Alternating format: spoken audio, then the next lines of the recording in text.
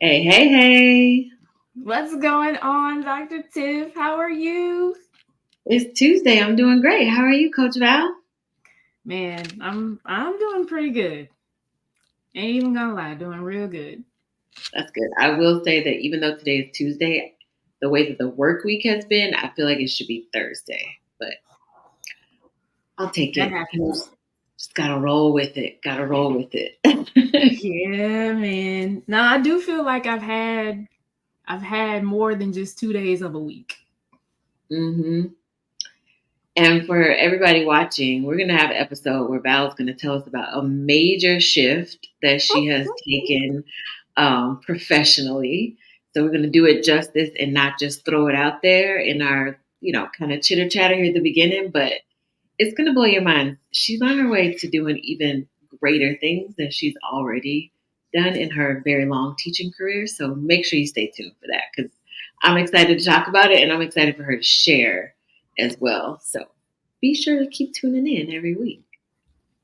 Oh, I'm excited too. I can't wait. Like, it's just you like transition into something like a new season, something completely different, and right before the transition, there's like this unknown, and so it's a little uneasy but excitement, and then once you jump into it, it's like, oh, that's right, I'm gonna tell them later, never mind. That was a great setup. I like that. Well done. We didn't even plan that. Well done. Well done. Well, if you are joining us tonight, we are going to recap all of our episodes from October. We really talked about some, always great topics, right? But we wanted to recap some of the highlights from the episodes that we have um, recorded and done live in October. So we kicked the month off, Val, with our part two with the kids. So if you missed that one, we had an initial episode with the kids a couple of months ago, right? No, yeah, it was towards the beginning of the school year, right? It was like a few Hmm. Hmm. days before school started. So we had them back on at their request, and they were letting us know how the school year was going. They said that teachers were showing them respect. That was one of the things they were worried about going into the school year. Would teachers respect them? Would the bathrooms be clean? That was something else that came up. We had a lot of bathroom talk. And also, we talked to them about setting their goals for the school year as well. And they kind of shared how they're progressing towards those goals. Um, so if you missed that episode, I think one of the key takeaways was talk to your kids about what their goals are for the school year. It's something that I don't know. Have you thought about that before, Val? I haven't, like, not with my personal kids, so I've done it with my students, of course, having them project and out into the future and create a vision. um But no, the educator in me just kind of skipped over that with my own kids. I kind of thought it was assumed, I guess, that this is what we are striving for in your academics this year. Um, but one thing I did learn from that episode is the importance of having kids set their own goals and set their own intentions, and it kind of can have the potential to be a self-fulfilling prophecy for them. Yeah, and the goals that we talked about, they don't have to be overly complex. It could be as simple as I want to answer more questions in class this school year, or it could be something along the lines of athletics. I want to try out for a sports team or some type of, I want to join a club at school. It could be, I want to make a certain grade in a class. If they're older, they want to have a certain GPA at the end of the semester. So it could be um, very simplistic or it could be very complex and lofty. You just got to know your kid. But I think it always helps when you set goals for yourself and then the kids get to see that. So if you Right. set the example as the parent, then the kids kind of follow suit. Yeah, definitely. And let's also add to that list like their social goals for the school year also. So you know, I want to take initiative to meet some new people. this year, or if we have new students come to our school, then I want to be one of the ones who welcomes them to the school and shows them around and helps them out, so it didn't always have to be academic related either. Yeah, and I think that was a great setup. Talking to them about their goals was a great setup for our next episode that we had in October, which was student self accountability, because we're teaching them and asking them to set goals for themselves and then checking in with them. We're teaching them that accountability piece. And we really dove in pretty deep on the self accountability episode just to look at how kids are either asked to be accountable, how they're held accountable, and then sometimes how they deflect that accountability too, right back to their teachers as well. And I'm sure if you're a parent, you can think of an instance where your kid deflected that accountability back on you. Like, no, you were supposed to remember X, Y, and Z. I know my son is notorious for, no, you were supposed to remember my water bottle. Do I play flag football? That would be a no. Do I eat lunch in school? That would be a no. So everything that goes along with that is your responsibility. And that's just one example. What was something you took away from that student self-accountability episode? So from the teacher perspective, I did share a story about one of my students who's very, very, very bright, very, very bright. Things came easily to her, and math was one of those things. And when she encountered Ms. Wilson, things didn't quite go as well as they usually do. I take things up a notch for kids, and that was very hard for her to handle. So her response to that was that I wasn't doing things the right way. And, I wasn't teaching. She couldn't understand the way I teach, and I wasn't breaking it down or explaining. So it's at this point, like in this generation, especially, it's an automatic response for kids to deflect any responsibility for what they have responsibility in. So like within that and us talking, I realize it's super important. Like if I didn't think it was important before, I absolutely without a doubt know now how vitally important it is for kids to be self-accountable, because we get what we got right now with grown people who still act like kids and still deflecting their responsibilities. Yes, for sure. And then in that episode, we also talked about how schools are helping to foster this sense of self accountability, and then how they're not helping kids develop this sense of self accountability as well. And we talked about that 50% rule, how some school districts have implemented this 50% rule, which stipulates students cannot get a grade lower than a 50% on an assignment, even if the work was never done. So if we are giving them a way to skate around their obligations, which your job as a student is to do the work, right? That you are obligated to do that. I made the point in that episode that this is counter to what we are trying to get kids to understand. Hey, you have to take accountability for the things you sign up for, completing tasks, making sure you're getting the job done.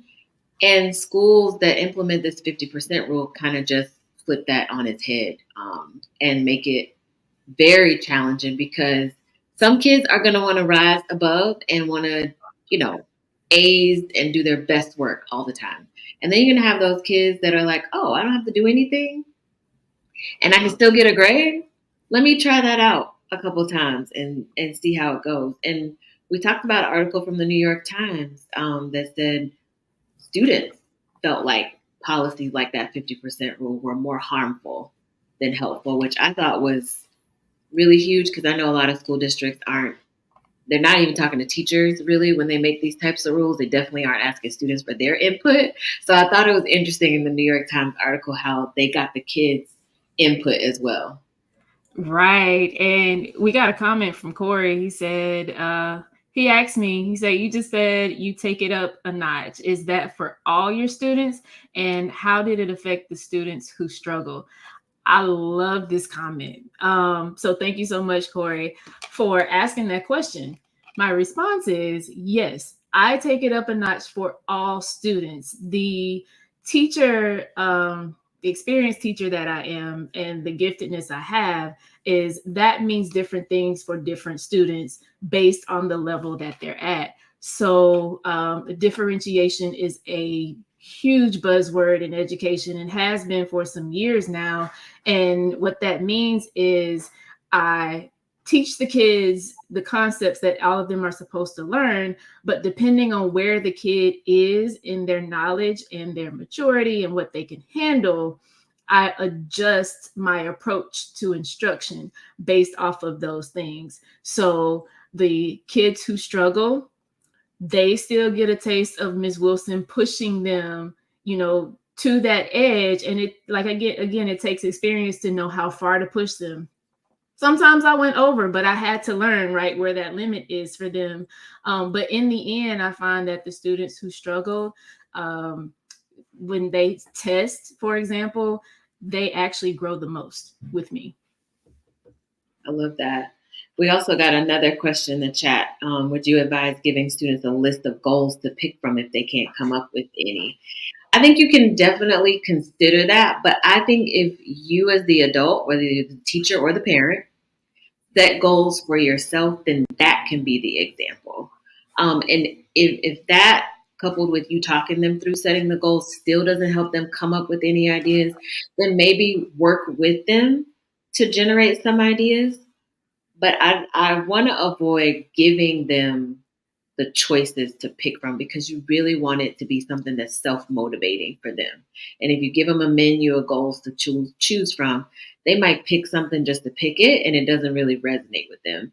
So it does take having a conversation with the student or your child to know what they want to work towards, what is something that they really want to accomplish. Set that goal for yourself, talk through how you came up with the goals for yourself, and then that should prompt them to be able to come up with something. Again, we're looking for even a simplistic goal, and maybe you can help them develop some more complex goals as they continue through the school year. That's a great question. Yeah. Let's see. Self accountability was such a hot topic. We did a part 2.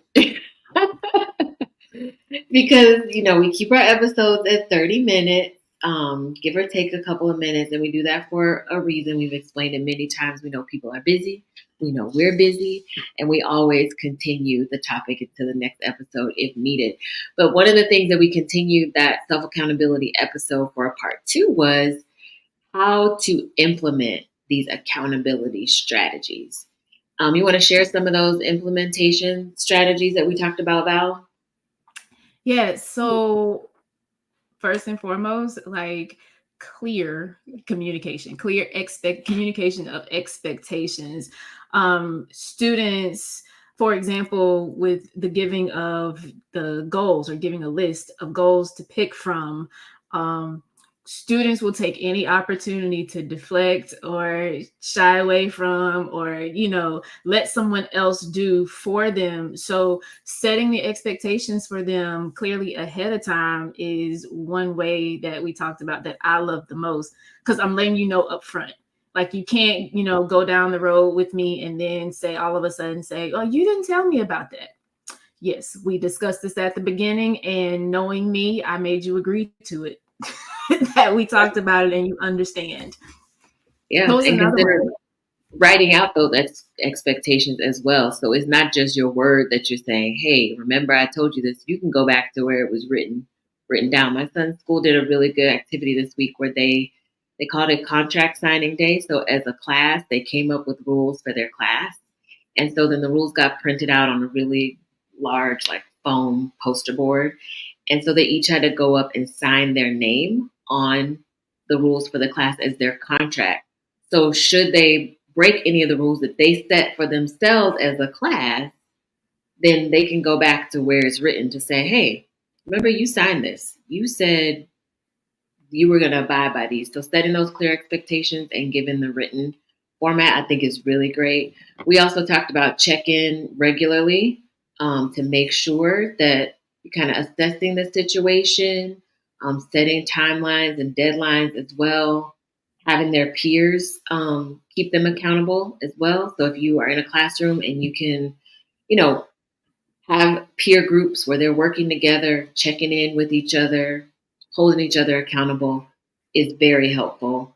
And celebrating those achievements as well. And my favorite was the parental involvement because that's, that's where that's what I love to talk about, how parents can be involved and how it goes beyond just helping with homework, but engaging parents in that accountability process because when there's collaboration between teachers and caregivers, the support system becomes stronger. And there's many different ways you can do that. So go back and check out that episode if you want more details about that because it was a really, really good episode. And then up next, what did we talk about next? Because we had a lot going on in October. We definitely did. So this thing about changing grading system and impacting students, like, I still would want to know, just in case you caught it. If not, go back. All of our replays can be seen on YouTube and Apple Podcasts and Spotify. Okay, so go check that out. But I'm still interested, viewers, especially tonight, if you're live, what do you think? How does changing the grading system impact the students? So, for example, what we mean by that is a A right now usually in general represents from a 90 to 100. A B from a 80 to a 89. We're familiar with that grading scale. And there's some controversy about the fact that that grading scale is not fair. So if you think about an F, well, the points that constitute an F are from 0 to 69. That's a whole lot more points than a 90 to 100. So by, statistically, that's really not fair. Like that's giving kids more of a chance to fail versus to pass. So we just kind of talked about, how we feel about that. Yeah, Val broke it down with her math brain and gave a really good explanation of how that traditional grading scale is kind of set up for kids to fail. I definitely am a proponent of no grades. I shared in the episode. My son goes to a school that doesn't give grades. He has never had a paper, an assignment, a project turned in and got a grade on it. He's just never seen that. They do more narrative based reporting. They do more observations, and the type of school that he goes to is not a traditional school. But I find that has been more beneficial to him and then also for me to be able to see his growth over the years because he's in fourth grade now.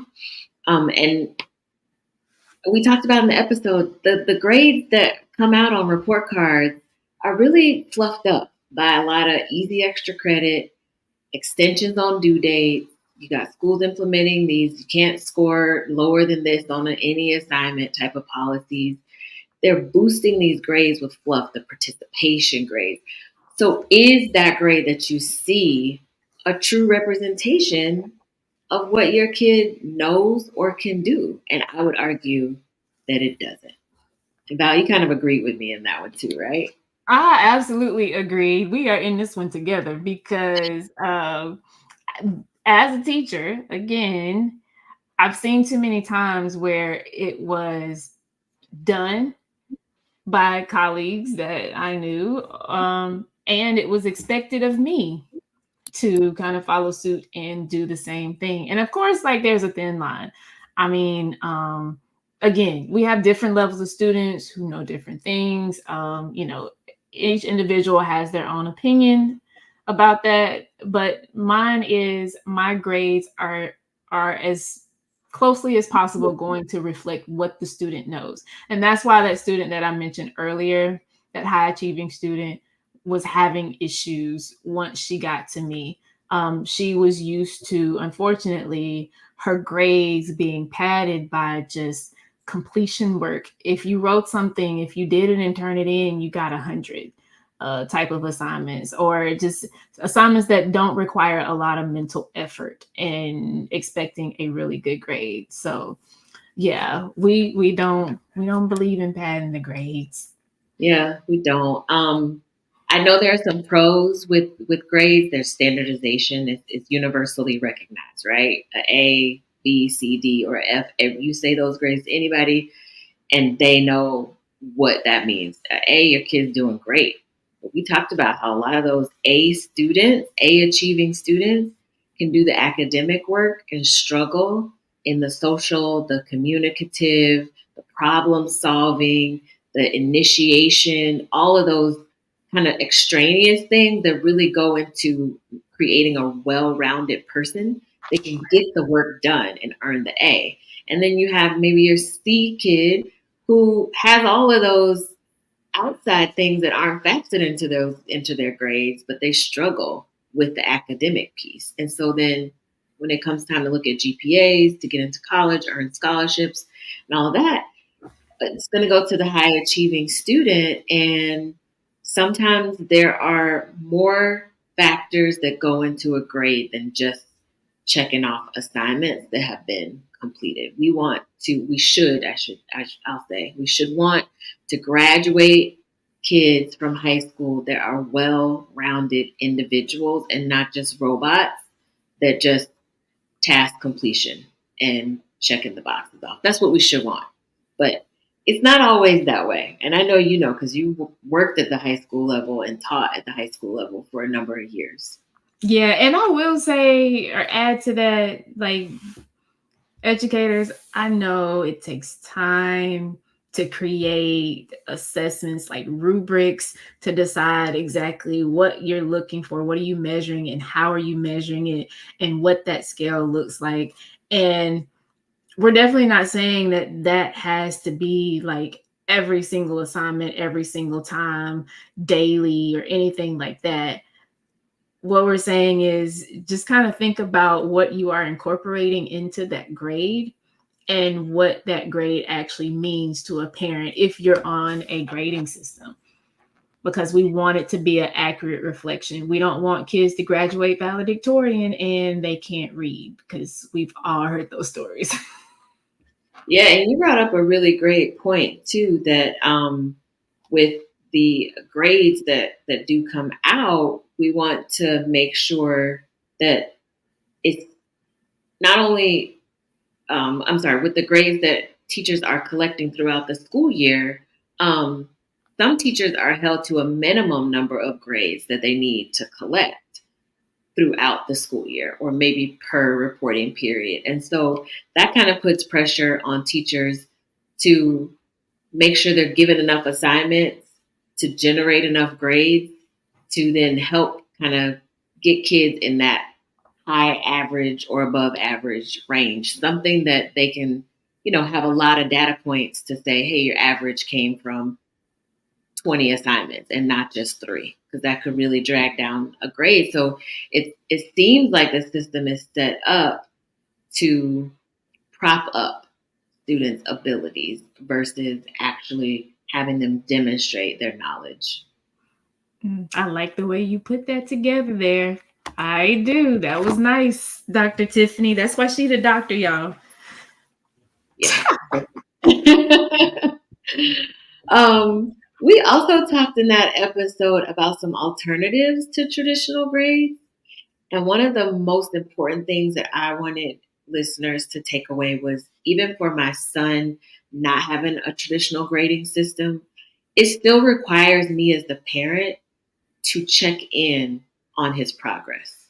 Whether your kid gets traditional grades or non-traditional grading system, as a parent, you still have to check in. You still have to be connected. And I shared this story in the episode. My son got his progress report in narrative form with some Likert scales of 1 to 5 to show where he was at that particular point in the school year. And I just agreed with where the teacher was rating him. The report said that he could do things that I noticed at home he either couldn't do or struggled to do. And so we had to have a conversation about that. So even if your kid is getting traditional grades, if you see something on their progress report or their report card that does not line up with what you see them actually doing, you need to ask questions. You need to go into that parent teacher conference or request a meeting to ask questions, because if your child has high grades in, let's say, reading, you just mentioned reading, high grades in language arts, and they cannot read, there is a problem. There is a disconnect that needs to be addressed. You have to still have that conversation. And I don't think I can say that enough. Regardless of the grading system, you need to be locked in and checking in with teachers. Yeah, I love that you made that point because it kind of goes back to the accountability piece.